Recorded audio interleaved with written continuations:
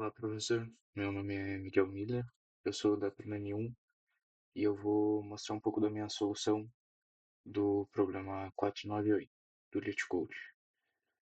Então, a ideia principal do problema é que a gente vai receber uma matriz M por N e a gente tem que percorrer essa matriz seguindo esse zigue-zague, essa forma específica, e a gente precisa devolver um array, um vetor, com os números nessa sequência que a gente percorreu a matriz. Então, aqui tem os exemplos. Bom, basicamente,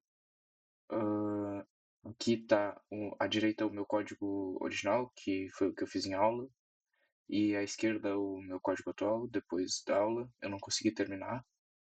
Então, aqui assim, pode dá para ver que eles ficaram bem diferentes. Algumas coisas mantiveram a mesma lógica.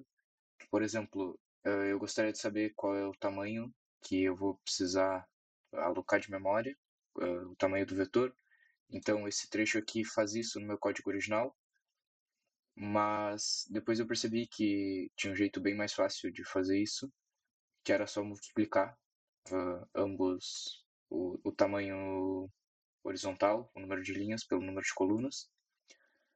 Uh, Inclusive, isso foi o que dificultou bastante a minha solução do problema, porque eu não tinha entendido, a princípio, que o problema consistia da matriz M por N. Eu achei que poderia ter uma coluna que não tem uma linha que não tem o mesmo número de coluna que as outras. E aí eu não conseguia achar uma sequência correta para andar pela matriz. Ah, mas basicamente levou bastante tempo. Eu levei bastante tempo nesse problema. E aí, mas eu consegui resolver isso. Então, a lógica que eu usei, basicamente, ela está toda aplicada aqui. Eu criei uma variável para ir controlando se estava subindo ou se estava descendo. Aí, basicamente, o meu código analisa algumas condições. Eu vou colocar lado a lado aqui para ficar um pouquinho mais fácil de explicar. Basicamente, essa primeira parte do código, ela analisa se a gente está percorrendo a matriz para cima, na diagonal para cima. Então, se a gente ainda não tiver chegado até a primeira linha, ou tiver batido na borda, ele segue subindo. E aí, quando chegar na última linha ou em alguma borda, ele trata como uma condição especial e vai para o lugar que precisa.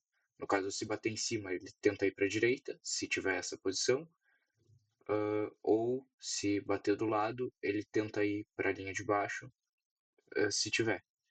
E aí, no caso, quando ele faz essa troca, ele também muda o sentido que está percorrendo a matriz. Então, aqui no caso começa a ir para baixo e aqui começa a ir para baixo. E esse outro aqui é outra situação, a situação em que está descendo. Então, se bater na borda esquerda ou se bater embaixo, ele trata como uma condição especial. No caso, se bater à esquerda, ele avança uma linha, se essa linha existir, e se não e se bater embaixo, ele vai para a direita, se essa linha, se esse elemento existir na matriz. Acredito que essa seja a ideia principal que eu posso explicar aqui do meu código. O meu código antigo, ele não estava com essa lógica bem implementada, porque eu tive um problema em que eu estava acessando posições inválidas da matriz. Ou seja, eu tentava acessar espaços de memória que não estavam no problema. E aí dava erro e eu nunca sabia onde eu estava na matriz, basicamente. Então eu testei várias vezes no LeetCode e ele ficava dando erro de compilação, e aí eu não consegui fugir muito disso. Bom, aqui está a minha solução atual. Esse algoritmo, eu acredito que ele seja O na N vezes M, que no caso MN seriam o tamanho da matriz, MN, porque ele precisa percorrer todos os elementos dela e guardar eles. Ah, além disso, quanto ao uso da memória, eu tive problema com o Dr. Memory, então eu resolvi utilizar o Valgrind através do WSL.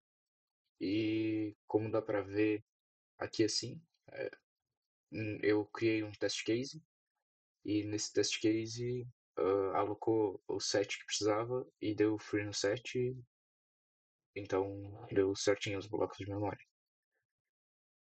Uh, além disso, quanto à ajuda, eu precisei sim pesquisar um pouquinho no Google sobre esse problema. Uh, eu acabei não utilizando a solução do editorial do LeetCode, porque eles programaram em Java e em Python, e aí eu achei que era bem distante do que eu estava tentando fazer em C. Mas a lógica deles foi parecida, mas eles organizavam a matriz de uma maneira diferente, porque eles percorriam ela de uma maneira diferente do que eu fiz. Então, acredito que seja isso. Ah, eu vou mandar a pasta. O código ele ficou no estilo do Doom 3. Eu as coisas, disse que o código é em casa. Acabei não utilizando desenho, mas eu utilizei a imagem que o programa dá. Ah, eu precisei de ajuda principalmente na parte de percorrer a matriz, como eu tinha dito. Eu tive bastante dificuldade, eu estava acessando muitos endereços inválidos de memória, e aí isso estava dando muito erro. Vou tentar. Ah, basicamente, faltou mostrar o submit, mas aqui assim dá pra ver que ele funcionou com 100% de sucesso.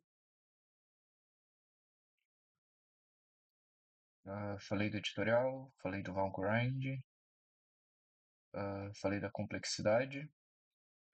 Ah, acredito que a complexidade de memória também vai depender do tamanho do problema, porque a gente precisa armazenar conforme vai tendo mais elementos na matriz, vai precisando de mais memória. E acredito que é isso. Obrigado.